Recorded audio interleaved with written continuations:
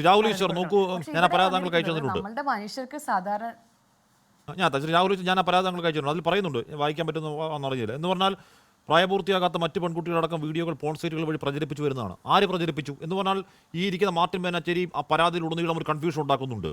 Hot and sexy videos of actor Shweta Menon എന്ന് യൂട്യൂബിലും ഗൂഗിളിലും തിരഞ്ഞാൽ അത്തരത്തിലുള്ള വൾഗറൊക്കെ എന്തോ ഫോട്ടോസ് വീഡിയോസ് കിട്ടും. ശ്വേതാ മേനോൻ കാമസൂത്ര ഫോട്ടോസ് എന്ന് യൂട്യൂബിലും ഗൂഗിളിലും വെബ്സൈറ്റിലും തിരഞ്ഞാൽ എന്തിനാണെന്ന് രാഹുൽ അങ്ങനെ തിരയുന്നേ? അങ്ങനെ തിരഞ്ഞു പോയി തപ്പിയെടുത്തുകൊണ്ട് പരാതി കൊടുക്കേണ്ട കാര്യം എന്താ?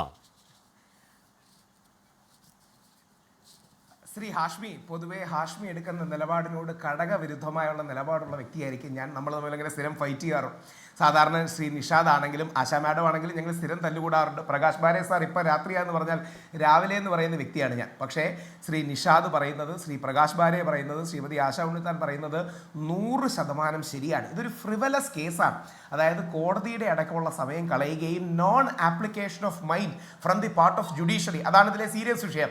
കോടതികളടക്കം ഇത്തരം കംപ്ലൈൻറ്റുകൾ വരുമ്പോൾ, പ്രത്യേകിച്ച് ഒരു സ്ത്രീയെക്കുറിച്ചൊക്കെ വരുമ്പോൾ, ലൈംഗികമായി നമ്മുടെ സമൂഹത്തിൽ സ്റ്റീരിയോ ടൈപ്പുകൾ അടക്കം നിലനിൽക്കുമ്പോൾ 34 വർഷമായി ശ്രീമതി ശ്വേതാ മേനോൻ നമ്മുടെ ഇൻഡസ്ട്രിയിൽ ഉണ്ടായിട്ട്, ആദ്യ സിനിമ മമ്മൂക്കയുടെ നായികയായിട്ടാണ് 1991 എൻ്റെ ഓർമ്മ.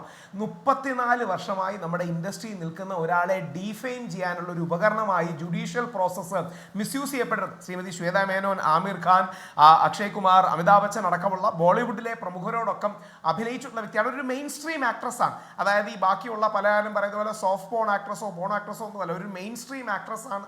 ഒരുപാട് സിനിമകളിൽ നായികയായിട്ട് വന്ന് ഒരുപാട് കലാമൂല്യമുള്ള കാര്യങ്ങൾ ചെയ്തതാണ്. അപ്പം ഞാൻ പുരുഷവാദിയാണ്. പക്ഷേ ഈ ലൈംഗികത വെച്ച് സ്റ്റീരിയോ ടൈപ്പ് ചെയ്ത് സ്ത്രീകളെ അങ്ങനെ അപമാനിക്കുന്നത് ഒരു കാരണവശാലും യോജിക്കാൻ കഴിയാത്ത കാര്യമാണ്. ഇനി ഈ പരാതി പറയുന്ന കാര്യങ്ങൾ പകുതി മുക്കാലും വസ്തുതാവിരുദ്ധവുമാണ്. ഉദാഹരണം, അതിൽ പറഞ്ഞിരിക്കുന്ന ഒരു കാര്യം, പ്രായപൂർത്തിയാകാത്ത കുട്ടികളുടെയും നഗ്നമായതും, ഒന്ന് ഗ്രാമർ തെറ്റുണ്ട്, കുട്ടികളെയും നഗ്നമായതും ലൈംഗിക ബന്ധത്തിൽ ഏർപ്പെടുന്നതും ജനനേന്ദ്രിയങ്ങളും ഇതൊക്കെ കാണിച്ചു എന്നാണ്. ഇതൊക്കെ ശ്വേതാ മേനോൻ എങ്ങനെയാണ് കാണിക്കുന്നത് വേറൊരാളുടെ?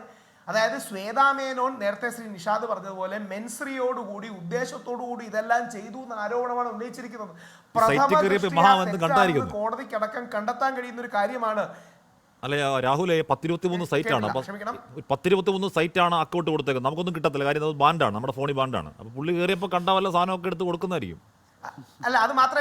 ഇനി ഒരു കാര്യം കൂടെ ഞാൻ കുറെ കൂടെ സത്യസന്ധമായിട്ടത് പറയുകയും ചെയ്യും. അതായത് എറോട്ടിക്ക ലോകത്തിൽ എല്ലാവരും കൺസ്യൂം ചെയ്യുന്നതാണ്. അതുകൊണ്ടാണ് എല്ലാ ഗവൺമെന്റും മെച്ചുറായി പറയുന്നത് എറോട്ടിക്ക വേറെ, പെർവേർട്ടഡ് ആയിട്ടുള്ള പോൺ വേറെ. പോൺ പലപ്പോഴും സ്ത്രീകളെ ഒബ്ജക്റ്റിഫൈ ചെയ്യുകയും കമോഡിഫൈ ചെയ്യുകയും അൺനാച്ചുറൽ സെക്സോ ഒബ്സീൻ സെക്സോ ചെയ്യുകയും, എന്നാൽ എറോട്ടിക്ക ആർട്ടിസ്റ്റിക് ആണ്. ഇന്ത്യക്ക് അങ്ങനെ വലിയൊരു എറോട്ടിക്ക ചരിത്രമുണ്ട്. ഇതൊരു ന്യൂവാൻസ് ഡിഫറൻസ് ആണ്. എറോട്ടിക്ക വേറെ, ഈ പെർവേർട്ടഡ് പോണോഗ്രഫി വേറെ എന്നുള്ളത്.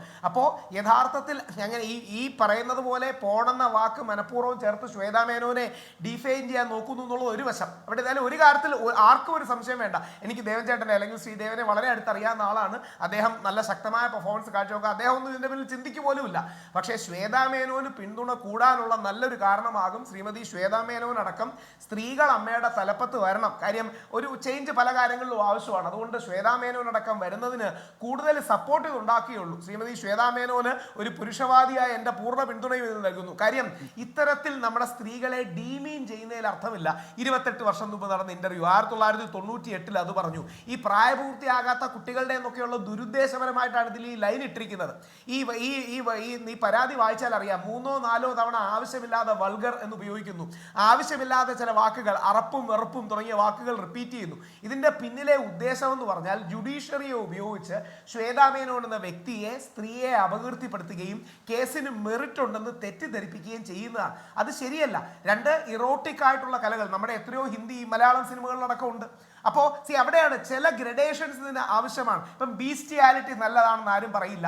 ഈ ഡെഡ് റേപ്പ് ട്യൂബ്സ് ഉണ്ട്, അത് നല്ലതാണെന്ന് ആരും പറയില്ല. അത് പെർവേർട്ടഡ് പോണോഗ്രഫിയാണ്. എന്നാൽ എസ്തറ്റിക്കായ എറോട്ടിക്ക വേറെയാണ്. അപ്പോൾ ഈ ഒരുപാട് ഷെയ്ഡ്സ് ഉണ്ട്. അപ്പോൾ ഇതൊന്നും മനസ്സിലാക്കാതെ, ഈ ന്യൂവാൻസുകൾ ഇല്ലാതെ ഇടയ്ക്കിടയ്ക്ക് പ്രായമായ പെൺകുട്ടികൾ എന്ന് പറഞ്ഞ് വരിയിട്ട് പരാതിക്ക് ഗ്രാവിറ്റി കൂട്ടാൻ നോക്കിയിരിക്കുകയാണ്. അത് ശ്രീ മാർട്ടിന്റെ സ്വാതന്ത്ര്യമാണ്. ഏതുപോലെ എന്ന് പറഞ്ഞാൽ ഹമാസ് തീവ്രവാദികളുടെ വിശുദ്ധനാണ് മാർപ്പാപ്പ എന്നാണ് ശ്രീ മാർട്ടിൻ എഴുതിയിരുന്നത്.